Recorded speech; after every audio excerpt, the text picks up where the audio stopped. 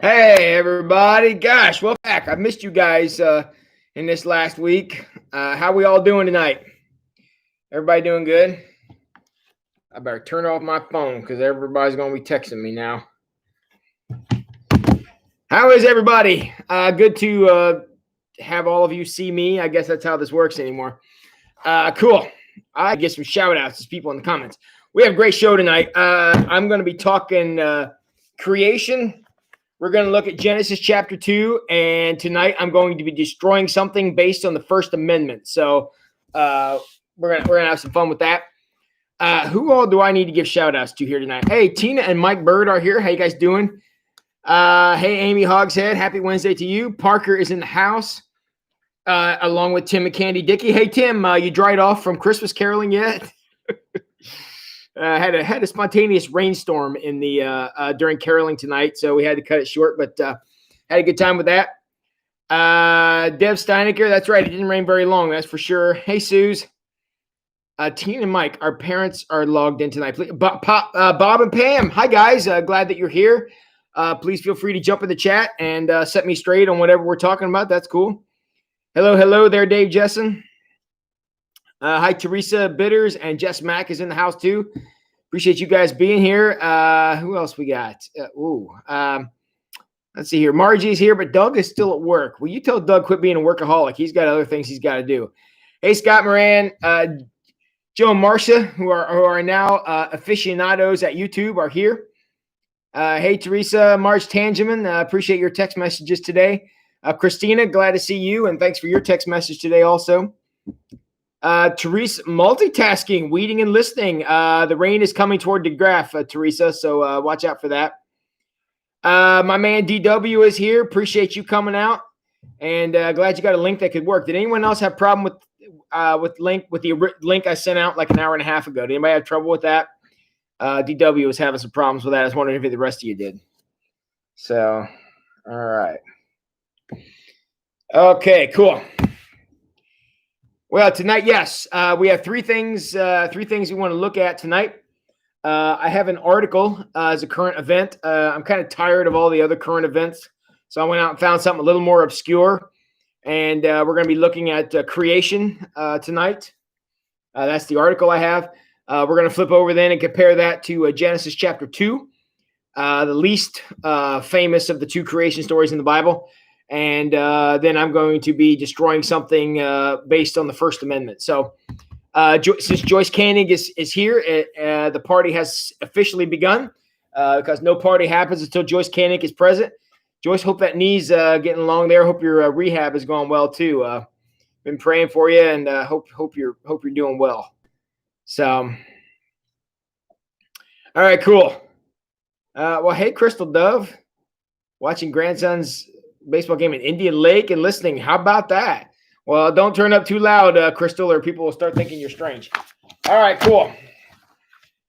So the article I have popped up on my Google feed this week, and I thought, gosh, this is something we should talk about. A number of you sent me articles. Amy Jessen, you sent me an awesome article. And if I have time tonight, I'm going to go back and destroy it because I was aggravated by it, as you meant for me to be, about how – let me get back here. Amy Jessen. Why superheroes are bad for people. It was from July 1st from Time Magazine article, and why superheroes are a problem. I was severely annoyed by this article, again, as you meant for me to be. And however, my ability to destroy things, I felt were not going to be challenged by something that simple.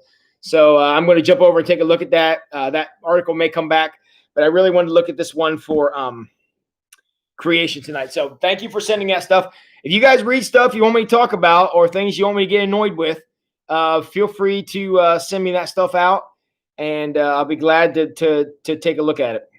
And it was an interesting read about. I'm not sure I agree. I'm sure you all find that shocking, but because I think superhero and their stories are very good for us, as you see my man right here. So I'm pointing at it right there. So, all right, hey.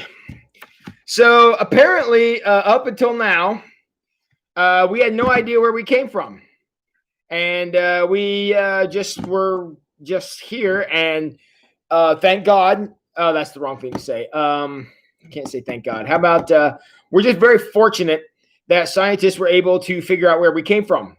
Who knew? So, hey, Matt, glad to have you, buddy. So, according to this is the title of the article. And see here, I'm reading it right off the page here. It says, astronomers have found the source of life in the universe. Impressive. I don't know where they look to find this source of life. I feel like we kind of had an idea what that source of life has been all along, but maybe we did. I don't know. I kind of always felt like we did, but apparently now we don't. So, where does light come from? Well, let's read and find out. Every second, a star dies in the universe, but these stellar beings don't just completely vanish. Stars always leave something behind. Some stars explode in a supernova, turning into a black hole or a neutron star, while the majority of stars become white dwarfs, a core of the star it once used to be. However, a new study reveals that these white dwarfs contribute more to life in the cosmos than previously believed. So apparently this life cycle of a star has somehow led to life. So let's know how that was. The study published Monday in the Journal of Nature Astronomy suggests that white dwarf stars are the main source of carbon atoms in the Milky Way, a chemical element known to be crucial to all life. Now, it is a scientifically proven fact that we are carbon-based life forms. We do have carbon in us, and carbon has always been well known as one of the building blocks of life. And apparently, we now think that carbon came from a star that apparently turned into a black hole somewhere. It wasn't anywhere around because there are no black holes in the Milky Way. So somewhere out there, somewhere, a star went from a white, turned into a white dwarf, which is not our sun. I think we're going to find out here in a minute that our sun is not a white dwarf. But these white dwarf stars that are formed kick off some carbon. And apparently carbon landed on Earth, and then life happened. So here we go. Okay, so let me turn the page here. So when stars like our sun, which is a yellow dwarf star, run out of fuel, they turn into a white dwarf. In fact, 90% of all stars in the universe end up as white dwarf stars. I don't know how we know that, but apparently that's what we've decided. So white dwarfs are hot. Again, I don't know how we know that, but we somehow do. White dwarfs are hot, dense stellar remains with temperatures that reach 100,000 degrees Kelvin. I guess that's what happens. Over time, billions of years, these stars cool and eventually dim as they shed their outer material. We know that somehow. However, right before they collapse, their remains are transported through space by winds that originate from their bodies. So this is what, according to what I'm reading here, you got a star. Okay, the star is here. Star is good. Everything's going well. It eventually condenses down to what is a yellow star, which is what our sun is. That condenses down into a white dwarf star. And then over billions of years, there is the fuel that whatever's burning, making the white star at 100,000 degrees Kelvin cools, because, I mean, fuel is a finite thing. And as it runs out of fuel, all these things come apart. And that's where the carbon then is released. After all this stuff is burned up and it is released, that carbon then through space, which I always thought was a vacuum, now has space winds, is apparently a thing. And that blows carbon then out and it lands places. And that's what happened here on Earth. So actually, there's a black hole at the center of our galaxy. You're talking about that's what the sun is revolving around, Tim? Is that what you're talking about? The sun is, because I know the sun is in a 365 rotation. Is that what we're revolving around? Because again, I'm not real up on all the science stuff, and I'm not pretending to be. This may very well be how it happens. I'm not trying to dispute any of this. I have a point to make with all this that I'm going to get to. But I just think it's interesting that we are able to take on faith that dwarf stars are hot, they're yellow, and then they're white. They're at 100,000 degrees Kelvin, and then they cool over billions of years. Again, I don't know how we can know all that stuff. because this is presented in this article as fact, which maybe it is, but I'm not a billion years old, and I don't know anyone who is. So again, we're talking about taking things on faith. To me, this qualifies, but okay. Okay, so these stellar ashes contain chemical elements such as carbon. Okay, so that's what happens when we cool. We know when things burn and cool off, there's carbon that's left. Carbon is the fourth most abundant chemical in the universe. It's a key element in the formation of life, as it's the basic building block to most cells. Again, that we have observed through microscopes and testing and things like that. So we get that. All the carbon in the universe originated from the stars. So that's where it all came from, because, where else could it come from? Therefore, the phrase, "we're made out of stars," is not only poetic, but it's rather accurate. However, astronomers could not agree which type of star responsible for spreading the most amount of carbon across the cosmos. So we know it came from stars, and all these stars got hot and then cooled and had carbon blow through the vacuum of space on some kind of wind that's out there, and it landed here on the Earth and began to form into the compounds that eventually became life. So, yes, the Milky Way is a spiral galaxy made of billions of stars spinning around a black hole at the center. Yes, I get that. Tim, and I was talking about how there's no black hole in our little cluster. I know there are black holes out there. We apparently have seen them, but there aren't any around that we could shoot a satellite into or anything like that. So, okay. So responsible for spreading most amount of carbon across the universe. Okay. The scientists behind the new study observed observation of white dwarfs and open star clusters, groups of a few thousand stars formed around the same time in the Milky Way by the W.M. Keck Observatory in Hawaii in 2018. So again, what Tim's talking about here is what they were observing and have been observing for quite some time through high-tech and high-powerful telescopic devices, so on and so forth. And they're able to look out there and see these things. Now, I'll totally grant, and again, I'm not going to stand here and say that I'm the most enlightened person on this, but I'll totally grant that we have technology that will allow us to look deep into space. But what I'm relatively confident that we don't have is we don't have a device that will allow us to look into the past, and we don't have a device that will allow us to look into the future. My point is, the fact that all these things existed over this massive amount of time, they're called hypotheses. They're called theories. They're called ideas, because we have no way to observe those. I'm not saying they're wrong. I'm not even disputing them, and I'm not even going to offer an alternative theory. What I'm saying is this article is presenting things as fact that we have no way to verify. We can look at them, we can see them, and we can say, okay, they observed this phenomenon in 2018, so we can speak to what's happened in the last 2 years, but there's no way that we're able to observe this over time. So we're taking it on faith. I'm not saying it's bad faith. I'm not saying it's wrong. I'm not saying it's incorrect. I'm not suggesting any of that. And I'm not even trying to say that this thing is incorrect. I have a point that I have not made yet about this, and the reason I'm reading this article. But I just want you to as I'm reading this, I want you to see how much faith is going into what their conclusions are. Because all of these things that I have said, we can look and see, but the time scale, there's no way. We don't know what happened billions of years ago. Again, we can hypothesize, but we have this much data, and we're just putting that out over humongous distances, humongous amounts of times, and all this stuff. And that's a faith activity. We have to believe that what we have seen over this much time we've been observing is something that can be replicated over almost infinite amounts of time. And that may or may not be the case. So, all right, here we go. They measure the star's initial final mass relation. Get this. They measure the star's initial final mass relation. I'm not even going to pretend like I even know what that means. I think that's a very detailed way to say they measure how big they were at the beginning and how big they were at the end. I'm pretty sure that's what that sentence means. But again, I don't know how they could do that, considering we weren't measuring billions of years ago, and we don't know where they're going a billion years from now.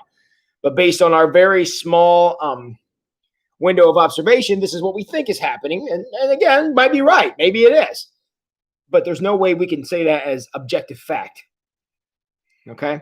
They measure the star's initial final mass relation, which is the relationship between the star's masses when they first formed and their masses as white dwarfs. Again, providing that's the way it works. Usually the larger the star was, the more massive the white dwarf will be. I guess the more material that's present in the star when it collapses, the bigger the burning will be. I mean, that makes sense. However, the study found that the star's masses as white dwarfs were larger than the scientists had anticipated, considering their initial mass when they first formed. So in this test, there ended up being larger than what the scientists thought they were going. So even their own hypothesis was incorrect, which happens all the time in science. That's not a slight to them, but they had a hypothesis and it didn't work out, and that happens in their observation. Now, one of the scientists who were part of this is quoted in this article, and I'm going to butcher this man's name, so I'm going to go ahead and apologize right now. His name is Paolo Marigo. I think that's how you say it. So his name is Paolo Marigo. He's a researcher in the University of Padua in Italy. He's the lead author of the study. He said in the statement. So he's the lead scientist. I'm sure he's way smarter than me. I'm not saying that facetiously at all. He probably really is a lot smarter than I am, and has probably forgotten more about this than I'm going to understand in my entire lifetime. But in order to kind of bring this study down to our level, let's hear from the director of the study. And here's his quote. Our study. I'm reading this right off the page. Our study interprets this kink in the initial final mass relationship as the signature of the synthesis of carbon made by low mass stars in the Milky Way. I have no idea what that sentence means. Our study interprets this kink in the initial final mass relationship as the signature of the synthesis of carbon made by low mass stars in the Milky Way. I think what that sentence means is that the reason that happens is the reason the stars were larger than they hypothesized they would be is because they were throwing off carbon. I'm pretty sure that's what that means. And by throwing off carbon means that carbon is obviously going to blow through this space vacuum on these solar winds or whatever to go to different places. So the team of scientists concluded that stars bigger than two solar... Okay, blah, blah, blah. All right. So that's their explanation of where life came from. So the idea that carbon...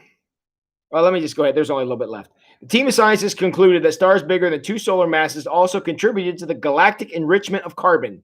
Basically means all these stars were collapsing around the same time, and that was throwing off a lot of carbon. While the stars with less than 1.5 solar mass did not. So the larger the star, the more the carbon. Again, I get that. That makes sense. Now, we know that carbon came from stars with a birth mass of not less than roughly 1.5 times the solar mass, Marigo said. I think what that means is basically, again, you're getting more carbon from the larger stars than the smaller ones. The new study suggests that carbon was essentially trapped in the raw materials that formed the solar system 4.6 billion years ago. Okay. So the title of the article, let me make sure I'm in the right place. Yes. The title of the article is, now this is the title. Astronomers have found the source of life in the universe. That's the title of the article. The last sentence of the article is this. The new study suggests that carbon was essentially trapped in the raw material that formed the solar system 4.6 billion years ago. Does that sound like we have found where life came from? That astronomers have found the source of life in the universe? Is that what that sentence tells you? The new study suggests that carbon was essentially trapped in the raw material that formed the solar system 4.6 billion years ago. So you had these stars that condensed down into white dwarfs. Again, something I don't know how we can prove because none of us were there, but that's the hypothesis. No, I'm okay with that. And then as they collapsed, they cooled, they gave off carbon. The carbon then blew through the vacuum of space on winds that were there somehow and landed on other planets. When the carbon came into contact with other planets, the carbon was kind of absorbed into the planet. And from that, the building blocks of life, amino acids and so forth, eventually came until you got single-celled organisms and then multi-celled organisms and then plants and then animals and then people and buildings and skyscrapers and animal cracker blizzards at Dairy Queen. I mean, all these things were invented because the carbon got stuck, absorbed into the planet. Now, I'm not going to lie to you. That very well may have been how it happened. I'm not going to dispute that because I wasn't here 4.6 billion years ago. I don't know. But my theory is again, whether or not it happened is fine. Here's the problem with that theory. There's no awe in it. There's no wonder in it. There's no sanctity of life in it. There's no divine spark in it.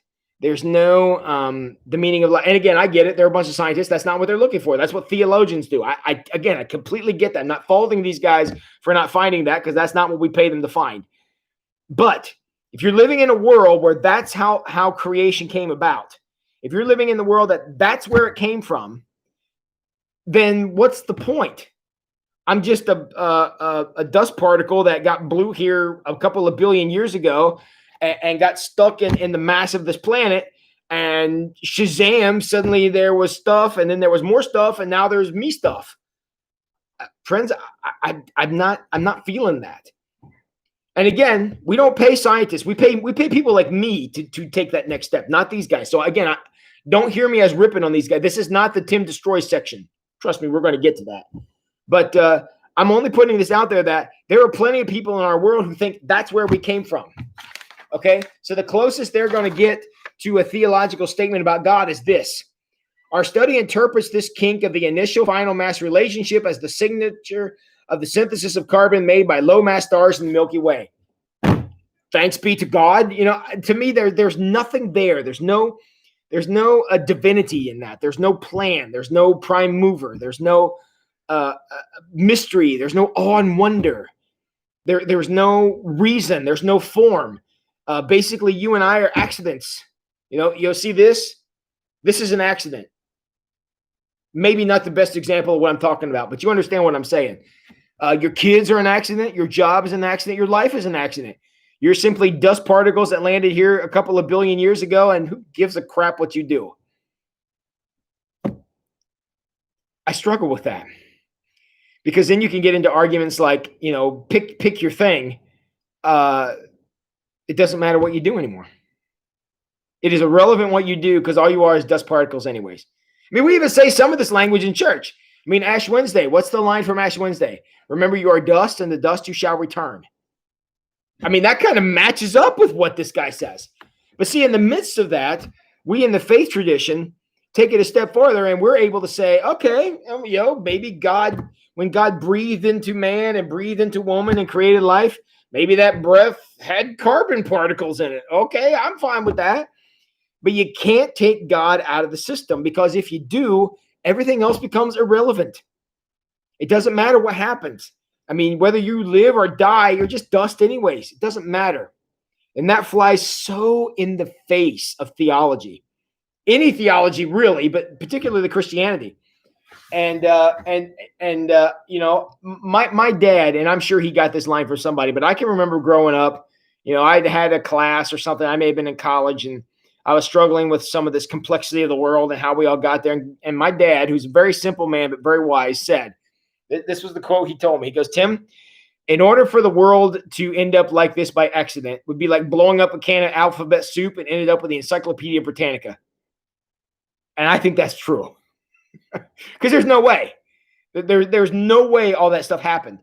Our good friends here, Paola Morigo, the lead of this author of this, I mean, what he's talking about here, that we're just dust particles that blew here through the vacuum of space a couple of billion years ago, that's a faith statement. Oh, my heavens. Okay, I'm not saying it didn't happen that way. Maybe we are dust particles from another planet. Perhaps we are. I don't even care if we are. The only thing that I get hung up on is it's not an accident. There is a divine plan behind this. And you take away that divine plan, then what difference does any of the rest of the stuff make? We're just dust particles anyways. until you allow God into the system. Once we become on purpose, that changes the game. Now it matters what happens to us. It matters whether we live or die. It matters whether we're around. Even if we are dust particles from some star that collapsed a couple billion years ago, even if that's what we are, then I'm going to have to say God brought those dust particles here. And God made them mix with the chemicals and stuff that were here on the earth. And because of that, God turned on the light. And God shut off the water. And God set out the land. And God brought forth animals and plants and all the great stuff that we have today. Without God, we're just an accident. And I don't believe that. So in counterbalance to that, I want to move to the next section here, where I do want to look at a scripture, and I don't know if we're going to have to read this very long because I think I've pretty much let the cat out of the bag. I'm going to Genesis 2. Now, the reason I'm not reading from Genesis 1 is because Genesis 1 is the far more popular and far more well-known creation story. In Genesis 2, we get a little, and again, I don't want to get anybody upset, but it's a little different version of how creation happened. Again, the main points are still very, very much consistent in that God did whatever it was that happened. But tell me if you can hear the difference between the story I just read to you, where we're dust particles that blew through the vacuum of space and landed here, that explanation, and this explanation. This is Genesis chapter 2, starting at verse 4. This is the account of the creation of the heavens and the earth. Okay? When the Lord God made the earth and the heavens, neither wild plants nor grains were growing on the earth. Okay? I mean, that doesn't conflict with what I just read. For the Lord God had not yet sent rain upon the earth. There were no people to cultivate the soil. Instead, springs came up from the ground and watered all the land. Then the Lord God formed man from the dust of the ground. Formed God from the dust of the ground. I mean, where did the dust come from? I mean, we can debate that. But it's very, what's the word I'm looking for? Intentional. It's very intentional about saying that God was the director of whatever happened here. So this dust is there, and God began to cultivate the dust, and all of a sudden, there was a guy standing there. And so the guy was formed, but there was one thing missing, and this is where all your theories and all your hypotheses and all your billion-year-old stars and all this stuff, that's where this becomes a problem, because it's a contradictory statement. Yes, the man was formed, and by man, I mean person, humanoid, because the two genders were not separated yet. But the human being, whatever she, he, it was there. And so it says the Lord God formed the person. I know it says man, but formed the person from the dust of the ground. He breathed the breath of life into the man's nostrils. That's the part the theories miss. There was no life in this until God put life there. Life didn't spring up by accident. Because if it did, if life sprung up by accident, okay, let's just take theory and say that we did. We would have had evidence of that happening at least one other time in the history of the world. We don't have that. Now you say, well, we don't have enough time scale. Friends, the time scale on this project I read to you was 4.6 billion years. That was right in the article. In 4.6 billion years, if we're going to allow that much time for this magic dust to blow through the vacuum of space and land here, if we're allow for that, which I'm willing to, then we have to allow for the fact that if life was spontaneous, we would have seen it one other time. And we have not. Now, we have seen species go extinct, and we've discovered animals we've never seen before. I'll allow for all that. And I'm perfectly happy to allow for all that. But the difference is we don't have, I never went into my backyard and went, holy cow, there's a triceratops back here. That must have sprung out of the dirt spontaneously. We have not one time have we ever seen that happen. So if we're saying that everything we see here was an accident, in 4.6 billion years, it should have happened at least one more time. And never did. We have never seen life created from nothing. One other time since this. I find the the no creator design of the world a tough thing to buy based on that reason. Because in 4.6 billion years of the dust particles blowing through the vacuum of space, creating life, we should have seen it one more time, and we have not. That's all I'm saying. So it said, all right, verse 7, and I'm going to finish my thought on this. Then the Lord God formed the man from the dust of the ground. He breathed the breath of life into the man's nostrils, and the man became a living person. Then the man became a living person. Notice there's two steps here. There's being formed, and then there's being made alive. Two steps. The formed part, maybe we were dust blown through the vacuum of space landing on Earth. I'm willing to allow the formed part to be that. That doesn't account for the life part. That's the God spark of us. That's the divine spark. That's being created in God's image, as we're going to be told here. We're actually told in the previous chapter of Genesis.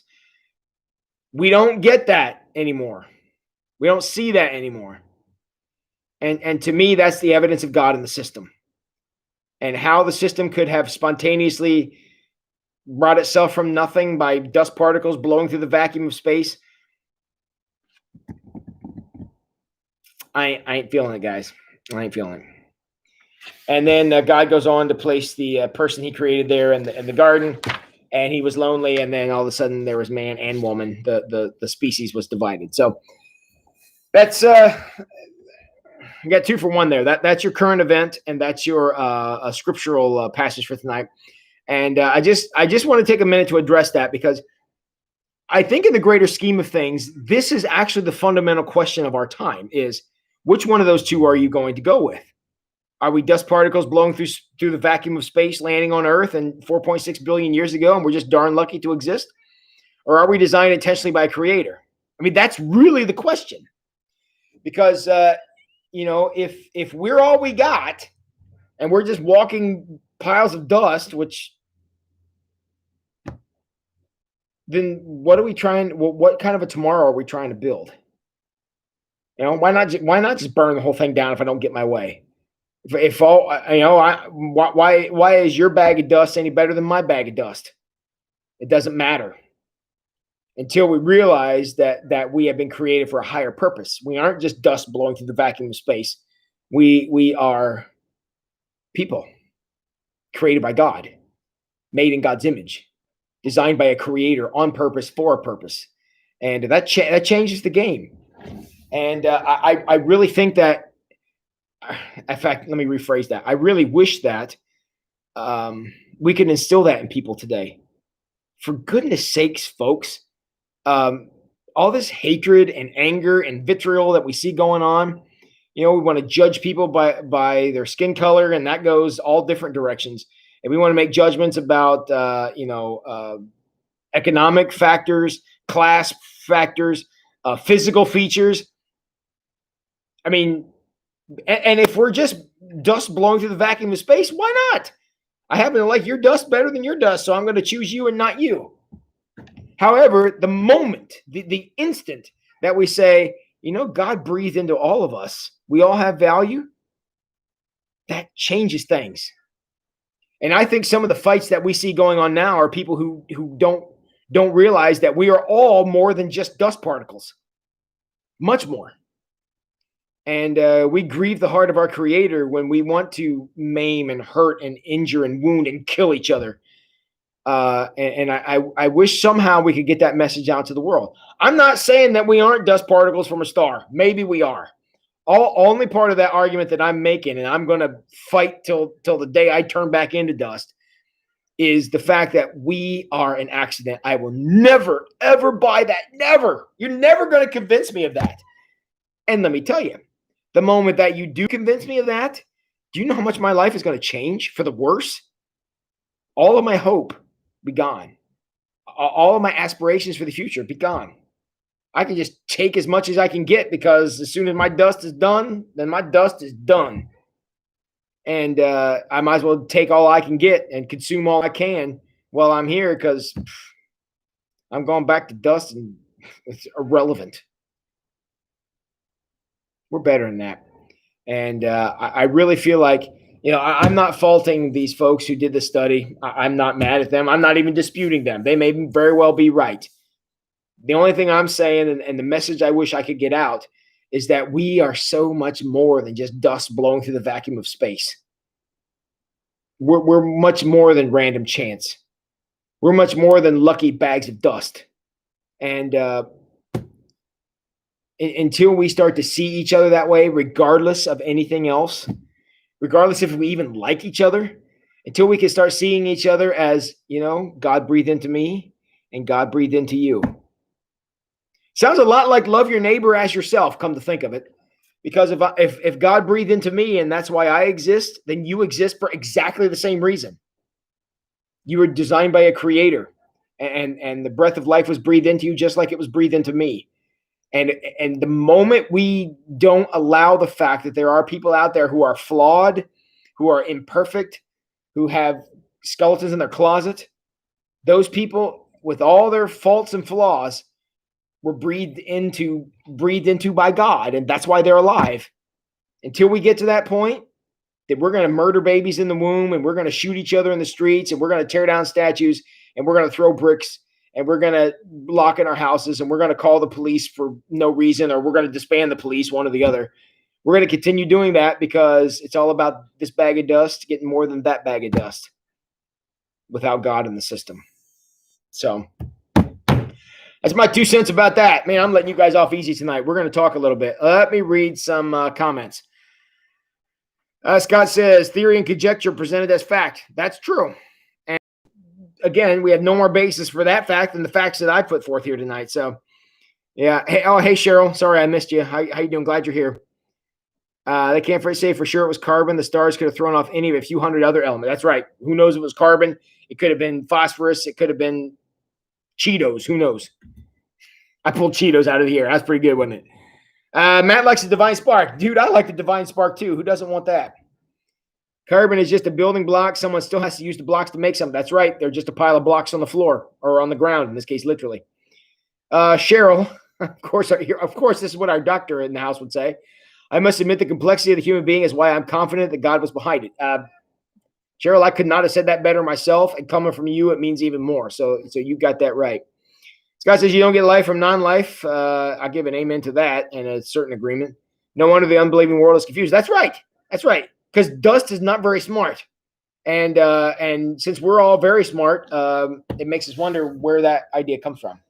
And I got an amen for Christina. I appreciate that, Christina.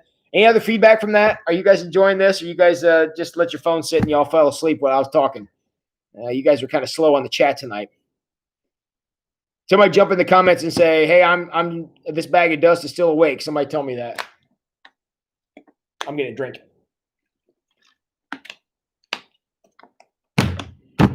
Is there anybody left listening to me here tonight? Have I lost everybody? All right, I got an amen from Amy. I knew I could count on you, Amy. Thanks for having my back. All right, Sue's awake. This is my surprised face now. All right, you guys are a little slow on the uptake tonight.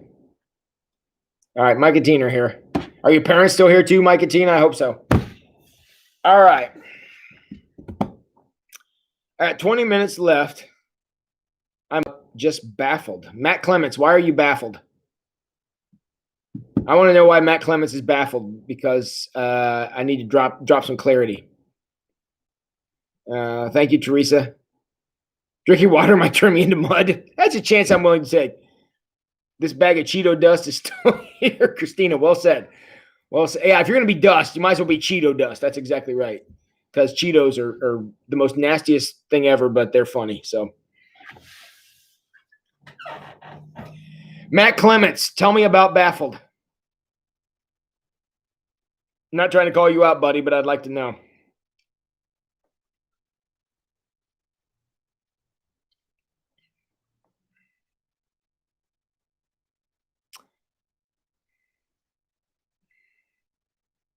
All right, I'm going to give Matt a chance to jump in here because I want to try to help him with his baffled.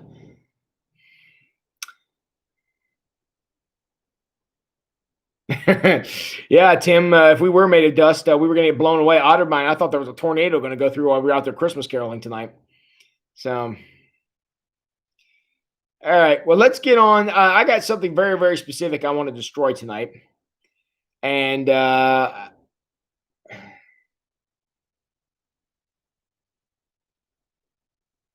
very confused on why the television of the arrival took such a leap.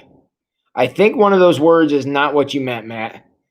Very confused. It's like playing Mad Libs. Very confused why the television of the arrival took such a leap. Oh, the article.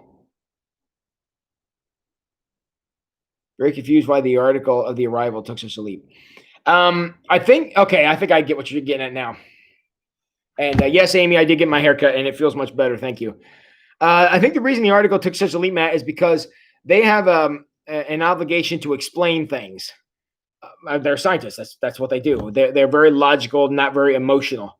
To them, to decide that we're all bags of cosmic dust doesn't mean anything. Oh, the title.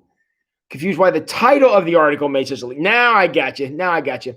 That's right, because the title was, let me get the exact title here, was astronomers have found the source of life in the universe. Well, I think that part's obvious, is because the astronomers have found the source of life in the universe is a title of an article that gets people's attention. It gets clicks. It got my click when I was scrolling through my Google feed, and I saw that one. I'm like, heck yeah, I'd like to know what that is. Let me click on that. It's clickbait. That's what it is. And there's a lot of clickbait going on out there, getting clicks on Google and clicks on social media and whatever else. And that's exactly what that headline was supposed to do.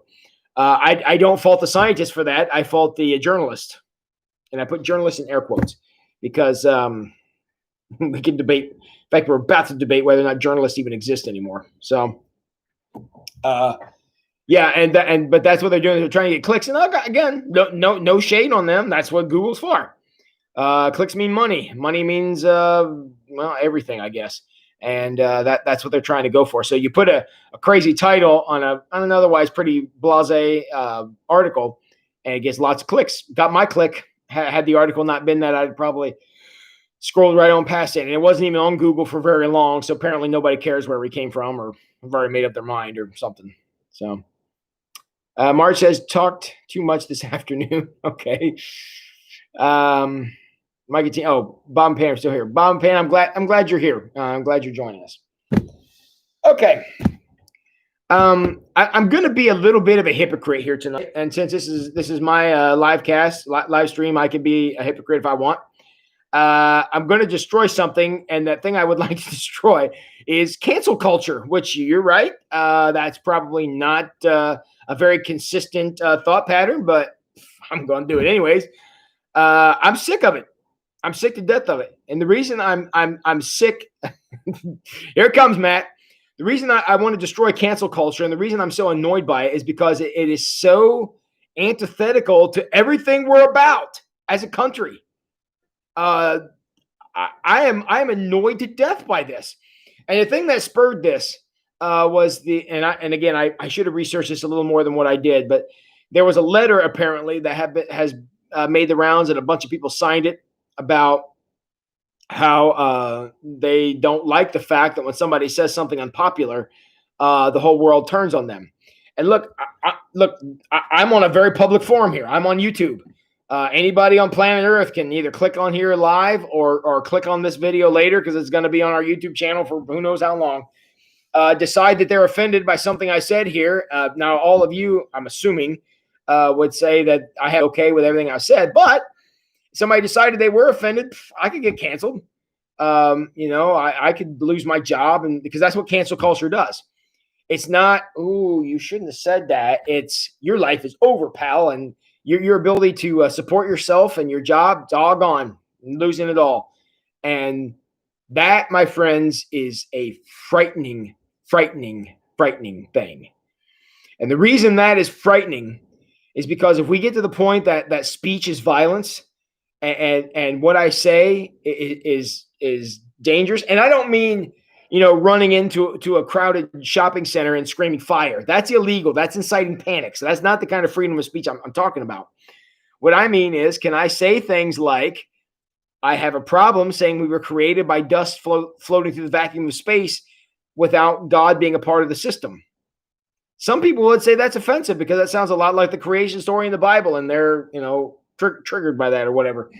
And so I know, given the fact that all my sermons are online now and all my thoughts are online, and I write articles in the newspaper, and those things are online where people can get to them.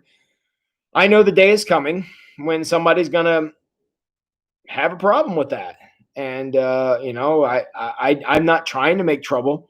I'm just trying to help people integrate their faith into their normal life. But that's offensive to some people, and I'm not trying to be a martyr here. That's not what this is about. But it frightens me that we live in a country where what you say can get you destroyed and get you canceled, I guess I should say. And the reason that frightens me is one of the fundamental parts of being an American is the Bill of Rights. And so when you're looking at the Constitution and some of the amendments, the very first amendment that was passed is what I'm about to read to you. The First Amendment says, Congress shall make no law. Now hear this. I don't know how many of you have ever read the amendments before, but hear the words of this. And if you don't think that our founders were brilliant, then you need to study your history a little closer. A Congress shall make no law respecting the establishment of religion or, now you hear the or? Somebody get in the comments and tell me what the word or means. O-R. What does that mean? When I use the word or, what is that? You know what? I'm going to just sit right here until somebody answers my question, because I want to make sure we hear the or, because the or in the First Amendment is extremely important. Somebody tell me what the word or means. O-R. Jump in the comments and tell me. Define the word or. Can anybody do it? Multiple choices. Yes. It means that whatever comes before and whatever comes after are equal in some way. That's what the word or means. So if I'm using a sentence and I use the word or in it, what is before the or and what's after the or are equal. Okay? First point, adding a second point, exactly. Yeah, they are posted down in town. Yeah. For the Paradise 400, I'll have to go down and check that out, Matt. And it's choice, okay? So that's what the word or means.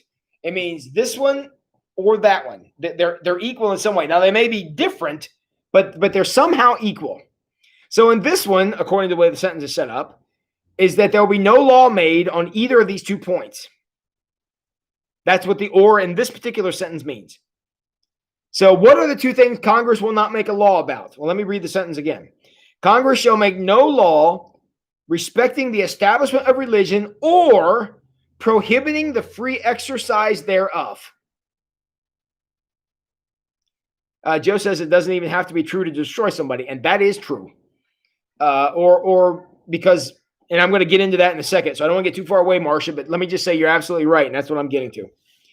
So no laws. Congress will make no laws respecting the establishment or prohibiting the free exercise of religion. Okay? Now there's another or. There's a lot of ors in here. So no law, and let's go through these. First thing, respecting religion. What that means is, and I would oppose this if it ever came up, a law that says you must go to church and be a Christian. I would be 100 gazillion% against that law. Okay? Do I think it's a good idea to be in church? Yes. Do I think that should be a law? No. Because I don't think the government should have an opinion on that. It's not the government's job. So no law respecting the establishment of religion of any kind. Okay, good. Or prohibiting the free exercise thereof. Which means if I want to get on YouTube on my own, I mean, I know this is the church channel, but as a representative of Wayne Street Church, which I am, I'm on Wayne Street's YouTube channel, and I say things like, I believe we were created by a great designer. Designer spelled with a capital D because we talk about a God with a capital G. And so that or says I can get on here and I can express my faith freely. Now, I can't get on here and tell you all to go do violence. You know, if I told you all to go over and beat up all the Lutherans so they'll come to church here, that would be wrong. Don't do that. I'm not trying to dog whistle here. I don't want anybody beating up anybody, unless it's Batman beating up a bad guy. Other than that, I'm out on the beating up thing. So, uh, so we nothing can happen here that can prohibit me from doing this, as long as I'm not inciting violence, because that's breaking another law, which I'm clearly not. So, so the first thing is it won't establish a religion. The second thing is it won't prohibit a religion. Here's the third thing it says, or the third or. The third or is, or abridging the freedom of speech. Freedom of speech means, again, you can't run into a crowded movie theater. Well, not that would be crowded now. You can't run into a crowded department store and scream fire, because that's inciting panic and that's illegal. So you can't do that. But if you want to say the most disparaging, racist, horrible, awful thing you want to say, you can say that. Or if you want to say, Jesus Christ is my Lord and Savior, you can say that too. Or if you want to say, I think that, all right, I'm gonna nail somebody in the comments. Who am I gonna nail? I'm gonna get this here. Who's gonna get it tonight? Okay, so Amy Hogshead, her favorite day of the week is Wednesday. So if Amy wants to get out there and say everybody has to come salute Amy Hogshead on Wednesdays, and that's how it should be, she's free to say that. Now, we're all free not to do it, but the choice to do it is. That's right, Matt. Freedom doesn't mean you should. However, the choice is not with government. The choice is with you. That's the difference. The choice is about us making determinations for ourselves. And if Amy wants to think that Wednesday is the greatest day of the week and that every good thing that happens should always happen on Wednesday, she's allowed to say that. She's not allowed to force it on us, but she can say that. She can express that desire that Wednesday is the greatest day of the week. All right?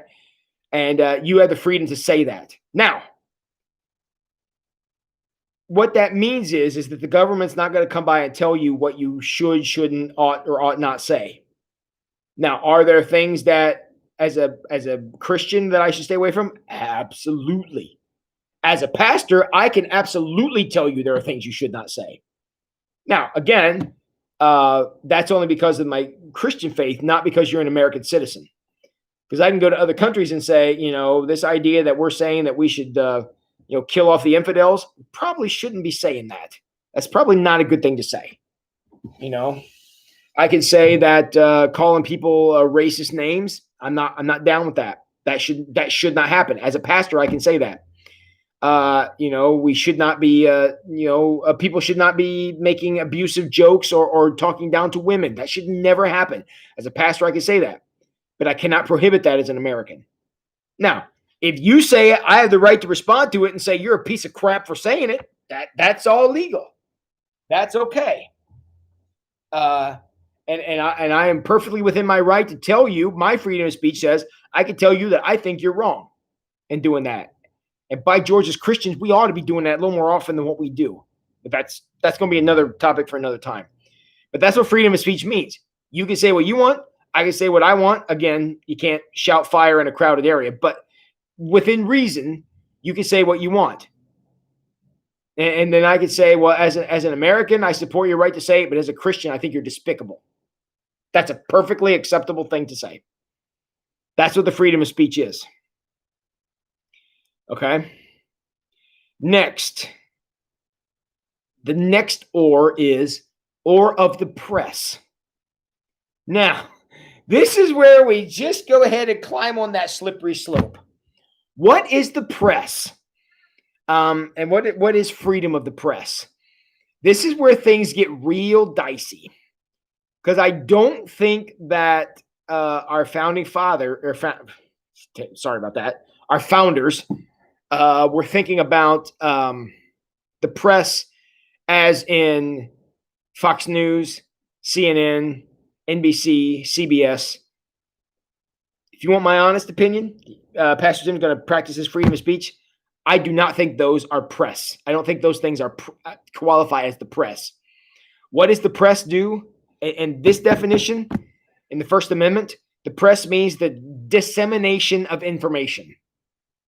So if something happens, nothing can abridge your right to know. Now, is that what Fox and CNN and MSNBC and all these other agencies do? No, it is not. Everything we have now that is a quote unquote news source has an agenda, has a slant. And I'll tell you, it's so easy to see. Find a world event. Don't even matter which one. Pick one. Click on CNN's website, click on Fox News' website, read the same thing. And what you're going to find out is you're going to say, are these two guys reading the same thing? Because there's a slant. They have an obvious slant. They're not even trying to hide it. When you guys click on this link here on Wednesday nights and you come in here and join me, you're getting a slant. I am a Christian, an unashamed one. I'm not going to hold back on that because that's what you all signed on for when you came in. You knew that's what you were going to get. If you don't like it, there's a little exit button. Get out. But that's what the press is supposed to do. What I'm doing here is not the press. I'm not pretending it is. I'm giving you opinion. That's not the press. The press is not opinion. The press is the dissemination of information. It's the reporting of facts, as Teresa says there. Okay? So, my friends, don't get confused on this. The freedom of the press is the circulation of information. The printing press was still a relatively new concept in the 1770s and 1780s. It was still a very new thing. I don't know exactly when the First Amendment was adopted, but whenever it was, the press was a new thing. And it was all about giving information. The idea of what's the word I want? Spin didn't exist in those days. Now it probably happened, but not to the level where news became an industry like it is today. That's an entirely new that's a modern phenomenon. In fact, probably within the lifetime of our grandparents, maybe even our parents is when that started. Again, depending on how old you are. But it's the idea that the news used to be about telling you what happened, where now the news is telling you what to think about what happened. Those are not the same thing.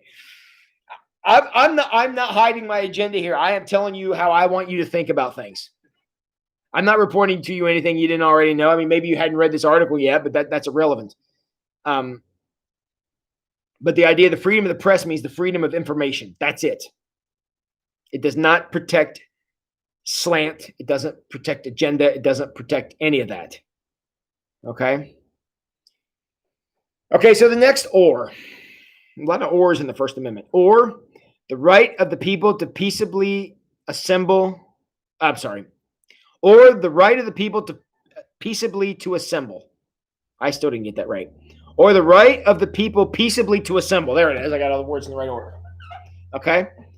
Peaceably assemble. I think that's pretty self-explanatory. If there's fire or brick throwing or threats or gunshots involved, I think you violate this one. I'm all for peaceably assembling. I'm all for it. The George Floyd incident, that deserved to have some protest. Absolutely. What happened to that man was despicable. But to go set things on fire and burn people out of their businesses and defund the police and all this stuff,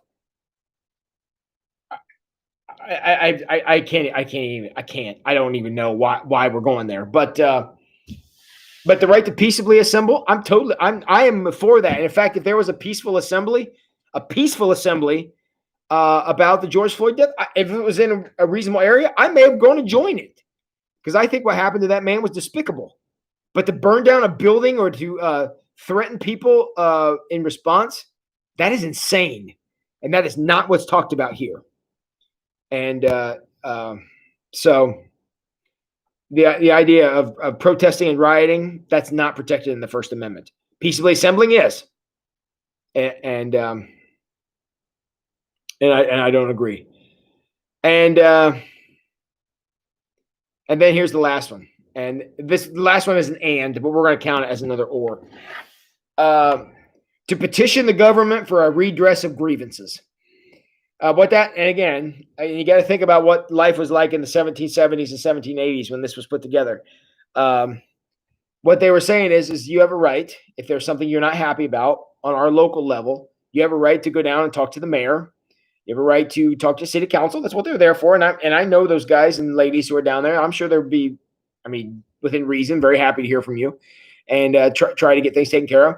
If, there's damage to the street in front of your house or you need some help or you're out in a public park and there's some damage, a tree fell down or something. Yes. If you're upset about things that are going on and you don't like what you see happening and you would like to address the government, you can do that. Now, notice what it says. To petition the government for a redress of grievances. To petition the government. Petition. The word petition does not mean force. And that's what I want to address tonight. You cannot force people to do what you want. And you should not be able, now whether or not you can't, that we can debate that. But you should not be able to petition the government. I'm sorry, you should not be able to force the government to do what you want. That's cancel culture. We see evidence of that everywhere, where people are upset and angry and they want something fixed and they want it now and they want to force their will on everybody. So they're going to force the government to do it or to enforce it. That's not a petition. If I can't say no, I mean, if you come to me with a petition and say, Tim, I think, we should have a tuba player in every church service and we should play the tuba in every church. And here's my petition. And my response is going to be write that up for the BLT. Just so you know, I'm going to throw it in the trash before it makes it to the BLT. But you write it up for the BLT that you think there should be a tuba player in both services. And that's something that we should have. And you can petition me and I can consider that. And I'll probably think about that for like 3 seconds. No, probably not that long. But anyways, before I say no, we're not having a tuba player in church. Fine. But if you come to me and say, you have a tuba player, we're going to bust all the stained glass windows. That's not a petition. That's not a petition. I don't have a choice at that point. I either play the tuba or I'm going to lose all that beautiful stained glass. Forget that. Yeah, we'll find a tuba player. It's not a petition if there's force behind it. It's not a petition if there's violence behind it. It's not a petition if it contains the term or else. That's not a petition. A petition, you have the ability to say no if it's a legitimate petition. Now, you may not want to. If you look at it and think, man, a tuba player would be awesome. That would be great. But if you can't say no, it's not a petition. And that's cancel culture. If they ask for something and you don't give it and you say, I don't agree with this, and because of that, you lose your job, you lose your livelihood, and they're going to your boss and trying to virtue signal and get rid of you, that's cancel culture, friends. That's wrong. That is not freedom of speech. That is not freedom of petition. That's not freedom of half the stuff on this list. That's not it. You cannot destroy somebody and destroy their life. I know I talk about that here, but you cannot go and destroy somebody's livelihood because you don't agree with them. That's not freedom of anything. That's coercion. That's dangerous. That's not the First Amendment. And like I said, if it's a threat or something that you can't say no to, it's not a petition. And that's why cancel culture is wrong. It's wrong. You cannot go after people because you don't like what they say.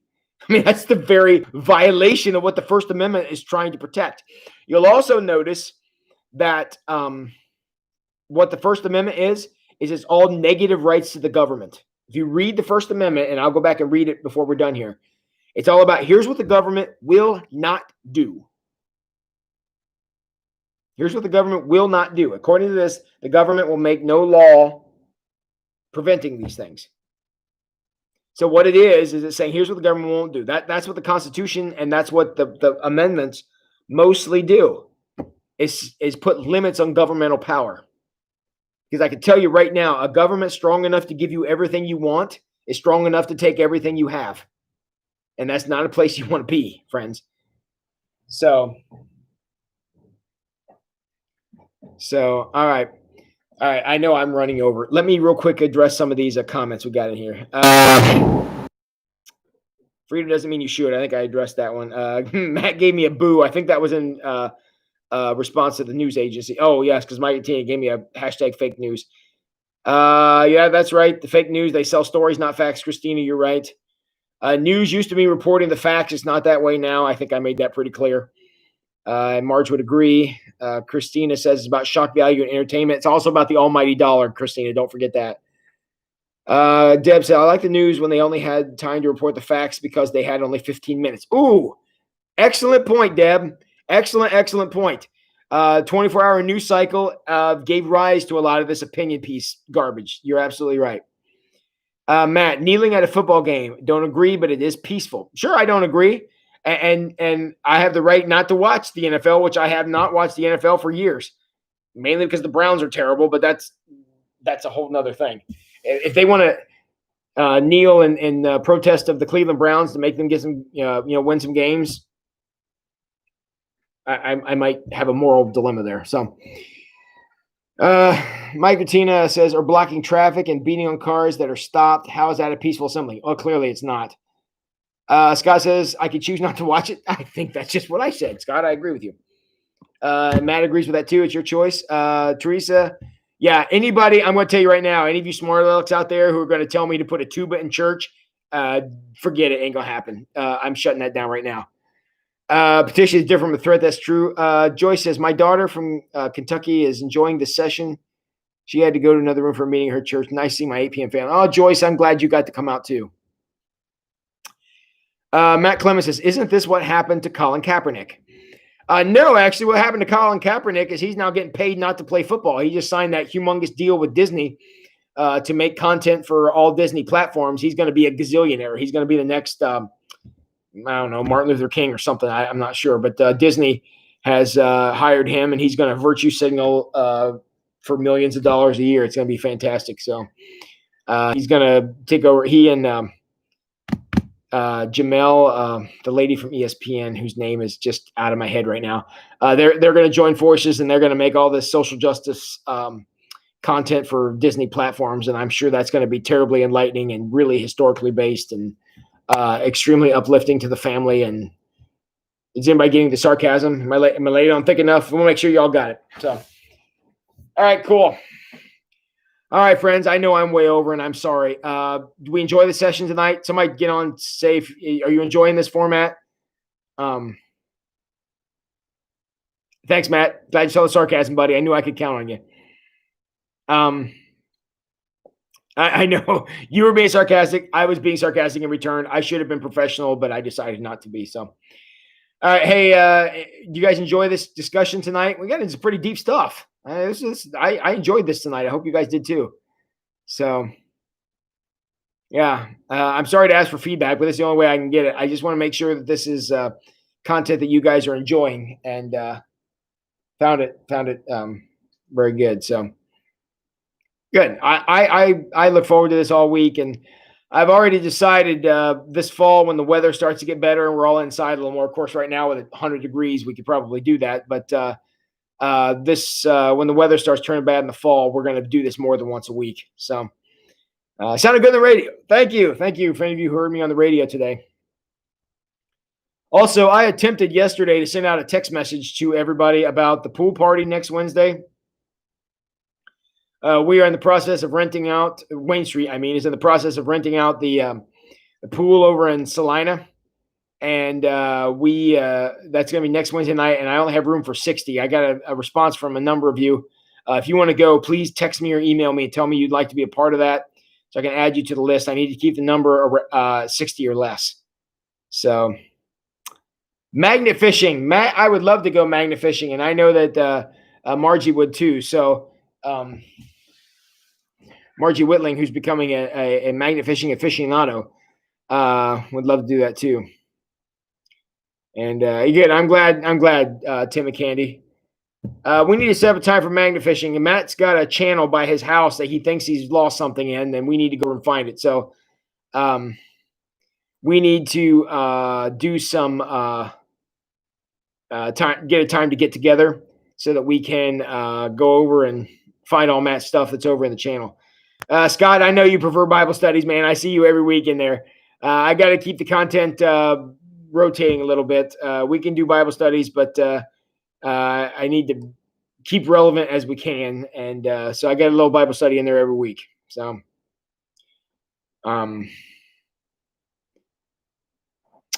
let's see here. I've got funerals. I got a funeral Friday and a funeral Saturday. So I'm going to have to, the rest of this week is probably, oh shoot. Never mind here. Matt, we'll have to get time on the calendar. Yeah, and we'll all meet over at Matt's house and see if we can go find all his stuff over there. So let's tell you what, let's wait for the weather to break. I don't want to be over there when it's 100 degrees. I don't want everybody to have to go to the hospital for an IV after it's over.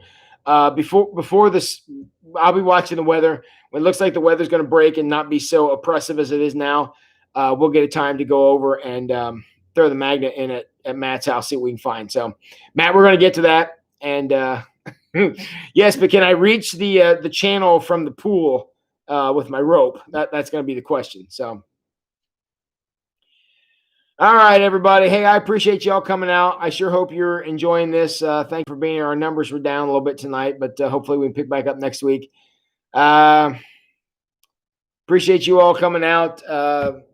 This wouldn't be any fun without you. So I love you all very much. I want you all to have a good night's sleep tonight. Turn that air conditioner on and go to bed and get some snooze. And y'all know what you need to go do before you do that. And that would be go wash your hands.